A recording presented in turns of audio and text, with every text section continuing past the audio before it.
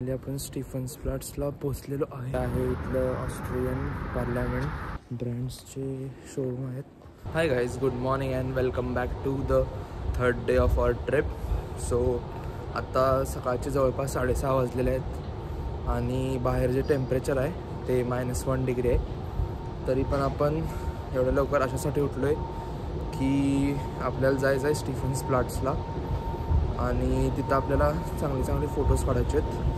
पण जर लेट गेलो तर भरपूर क्राऊड होतो आहे.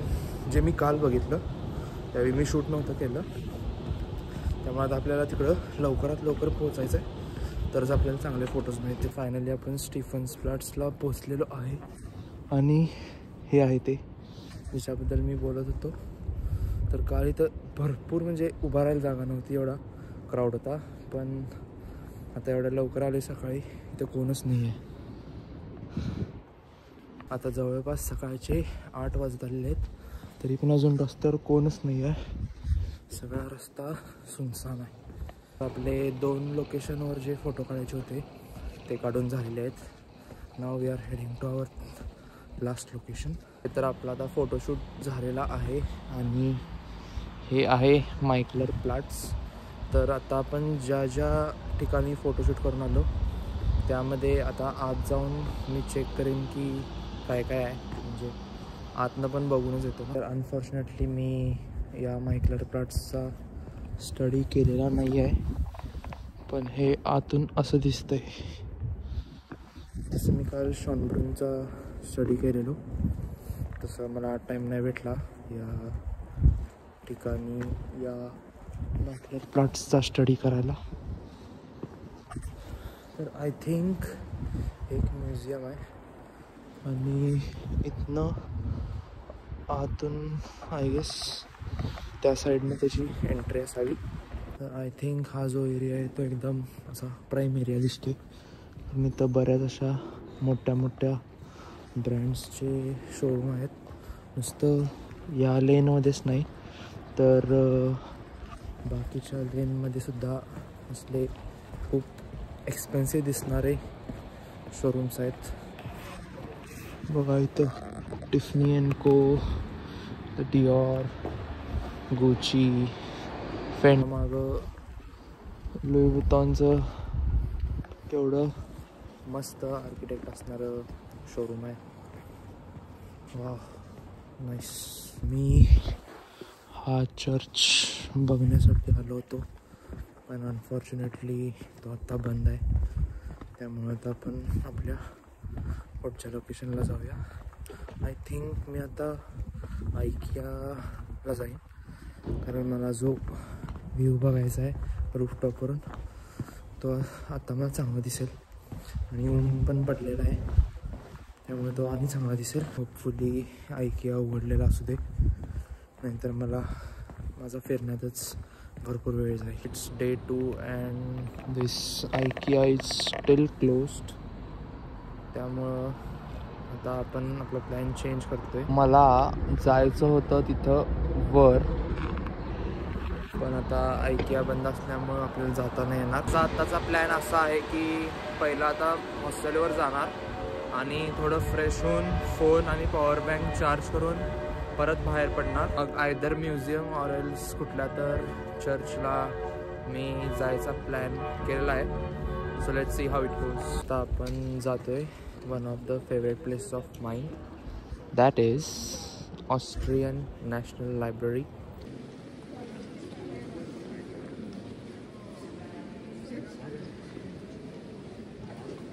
जी नॅशनल लायब्ररी होती ती ऑस्ट्रियामधली सगळ्यात मोठी नॅशनल लायब्ररी आहे आणि इथं जवळपास 12 मिलियनच्या आसपास पुस्तकं होते आणि व्ह्यू खूप अमेझिंग होता. पण तुम्ही बघितलं असाल की भरपूर क्राऊड होता आणि सगळेजण इन्क्लुडिंग मी फोटो काढण्यात व्हिडिओ काढण्यात व्यस्त होते, त्यामुळं जास्त टाईम नाही देता आला. तर आता माझं नेक्स्ट डेस्टिनेशन असणार आहे ते आय थिंक वेल्ट म्युझियमला जाईन मी.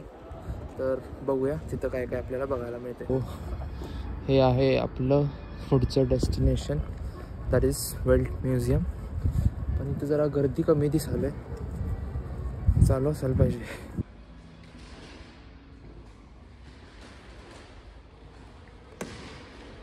Look at these things, guys. These are my favorite part of museums. Armors, weapons. प्रकारचे आर्मर्स, स्पियर्स आणि वर स्वॉर्ड्स पण आहेत. आणि त्याबरोबरच इथं आय गेस हे लहान मुलांचे आर्मर्स असतील. इथं माहिती लिहिलेली आहे. किंडर हार्निश मेट रूम शॅलेट. ओके, लहान मुलांचं आहे. त्याबरोबरच हे असे पण वेगवेगळ्या टाईप्सचे वेपन्स इथे आहेत. Nice, amazing. खूपच सुंदर, वेल ऑर्गनाइज्ड असं म्युझियम होतं आणि नॅशनल लायब्ररीपेक्षा तरी खूपच चांगलं होतं. खूपच मोठं आहे हे. मला जवळपास 1.5 ते 2 तास गेले असतील इकडे. आणि जर तुम्ही स्टुडंट असशील तर, आणि ते पण 26 वर्षाच्या खाली, तर तुम्हाला खूप डिस्काउंट्स वगैरे आहेत इथं. त्यामुळं जर व्हिएनाला आला तर डेफिनेटली विजिट करा. आपला व्हिएनामधला 4था आणि शेवटचा दिवस आहे.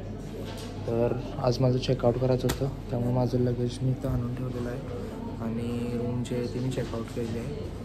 आता हे जे लगेज आहे ते मी रात्री 11पर्यंत इथल्या लगेज स्टोरेजमध्ये ठेवू शकतो आहे आणि इथलं फक्त टॉयलेट आणि ही जी रूम आहे ती वापरू शकतो. तर मी इथं ही अशी छोटी रूम आहे, इथं माझं लगेज ठेवलेलं आहे. आणि आता मी जातो आजच्या दिवसाची सुरुवात करायला. मला असं वाटतं की हॉस्टेलवाल्यांनी लगेज स्टोरेजसाठी प्रत्येकाला सेपरेट लॉकर्स लागले. म्हणजे ॲटलिस्ट एका रूमसाठी तरी एक लॉकर पाहिजे. कारण असं जर सामान ठेवलं तर कोण पण कोणाचं पण हॉस्टेलमध्ये घेऊन जाऊ शकतो. We have our first destination of the day, that is मोटिव्हकिर्च.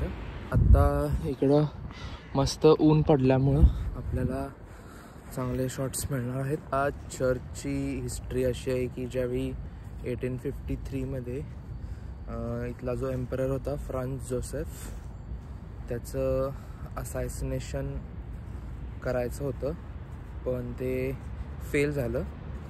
आणि त्याच्या भावानं टू थँक गॉड हा चर्च बांधलेला आहे. केवढा मस्त आहे. आणि जवळजवळ 25 वर्ष लागलेली आहेत हा चर्च बांधणे. आज जाण्याचा ट्राय केला पण अनफॉर्च्युनेटली डोअर लॉक होतं आणि तिथं कोण माणूस पण नव्हता. त्याला जायचं आहे ते इथलं पार्लमेंट बघायला. इकडनं आय गेस एक ट्राम घेऊन जायला लागते. हे जे आहे ते आहे इथलं ऑस्ट्रियन पार्लमेंट, पण तिथं विजिटर्सना अलाउड नाही आत, त्यामुळं मी बाहेरनंच बघितलं. मी माझ्या मागं बघू शकताय, मी हे एक जस्टिस पॅलेस म्हणून एक ठिकाण आहे. जे काय आहे ते मला पण एक्झॅक्टली नाही माहीत. आणि हे जे ठिकाण आहे ते ॲक्च्युली 9:30 वाजता ओपन होते, पण आता 9, 9:15 वाजलेत. मग we have to wait for another 15 minutes.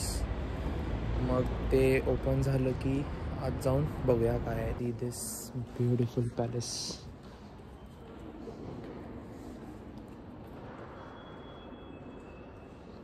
आणि जस्ट ओपन झालं आहे त्यामुळं क्राऊड बिलकुल पण नाही आहे.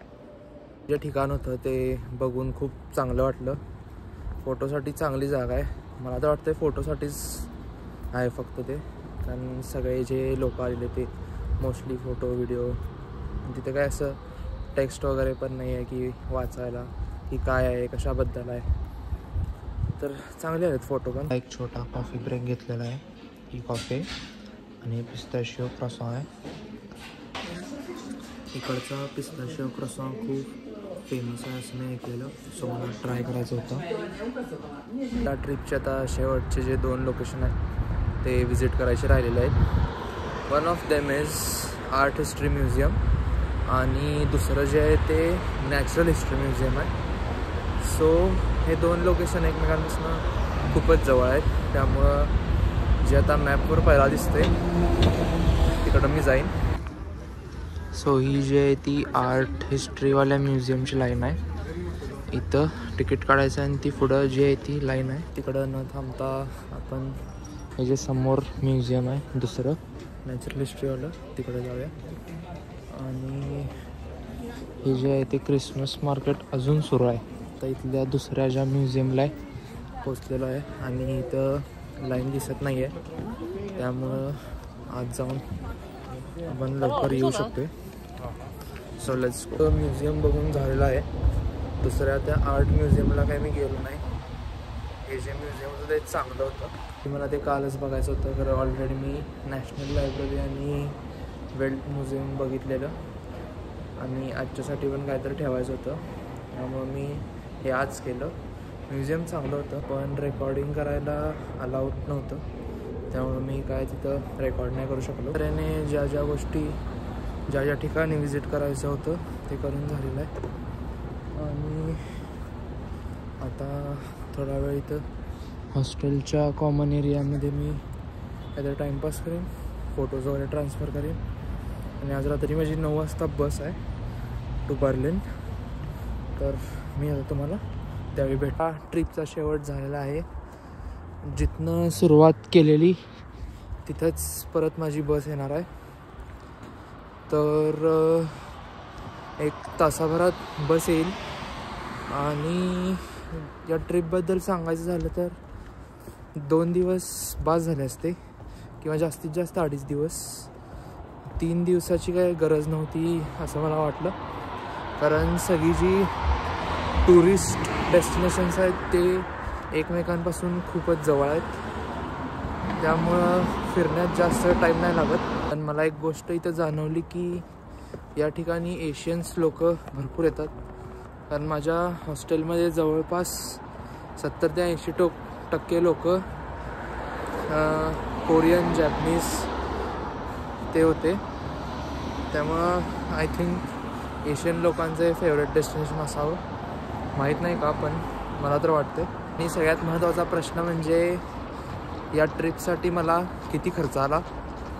तर जवळपास साधारण एक 280 ते 300 युरोच्या मध्ये मला खर्च आला, इन्क्लुडिंग तिकीट्स, स्टे, फूड आणि काही कॉफी वगैरे असेल किंवा चॉकलेट्स घ्यायचे असतील, सोवेनियर्स घ्यायचे असतील, तर या सगळ्याचा मिळून मला 4 दिवसाचा खर्च आलेला आहे आज 280 ते 300 युरोच्या आसपास.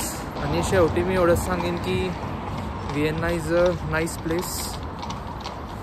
प्रत्येकानं ॲटलिस्ट एकदा तरी भेट द्यायला पाहिजे. की आपण बर्लिनमध्ये पोचलेलो आहे आणि मला आत्ता घरी जाण्यासाठी एक ट्रेन आणि एक बस घेऊन जायचं आहे. अजून घरी पोचायला मला 1 तासभर लागेल. Now Berlin is looking like Gotham city. तर ही ट्रिप इथेच एंड होती आणि लवकरच मी तुम्हाला पुढच्या ट्रिपचा व्लॉग घेऊन भेटेन. Good bye.